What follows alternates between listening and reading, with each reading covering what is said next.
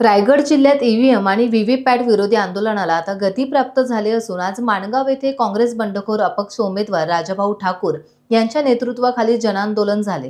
राजाभाऊ यांच्या वडिलांनी काँग्रेसची पाळेमुळे रायगड जिल्ह्यात रोवली आणि यामुळे या आंदोलनाला जिल्ह्याभरातून कार्यकर्ते आले होते।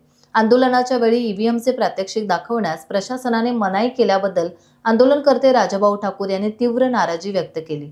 ज्या आपली तुमची निवडणूक यंत्रणा आहे त्या निवडणूक यंत्रणेपर्यंत पोहोचण्यासाठी आणि माननीय सर्वोच्च न्यायालयापर्यंत पोहोचण्यासाठी आम्ही ह्या त्यांच्या कानापर्यंत जाव्या म्हणून आम्ही जन आंदोलन करत आहोत। या जन आंदोलनात सहभागी होण्यासाठी मी लोकशाहीला मानणाऱ्या सर्वसामान्य जनतेसोबत महाराष्ट्रातील सर्व धर्मीय सामाजिक संघटना एनजीओ मतदार यंत्रामुळे बाधित झालेले महाराष्ट्रातील प्रमुख पक्षाचे नेते व कार्यकर्ते यांना जाहीर आवाहन करणार असून शक्तीचे बच्चूभाऊ कडू त्यांनी आपल्याला पाठिंबा दिलेला आहे, इथे तर ठाकूर साहेबांनी पाठिंबा दिला, अशा असंख्य लोकांनी असंख्य एनजीओनी लोंढे साहेब इथे आलेले आहेत, इतर बाकी मंडळी आहेत। आज बघा काय चाललंय अरे बाबा आणि मग कशासाठी तुम्ही निवडणुका घेता? निवडणूक आयोग ही गोळी असेल ही या सातारावर घ्यायची राजाभाऊची तयारी आहे हे देखील मी तुम्हाला सांगतो।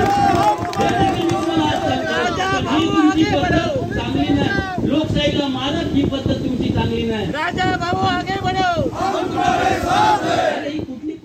टाइम्स डिजिटलला लाईक करा, सबस्क्राइब करा, शेअर करा आणि बेल आयकॉन दाबायला विसरू नका।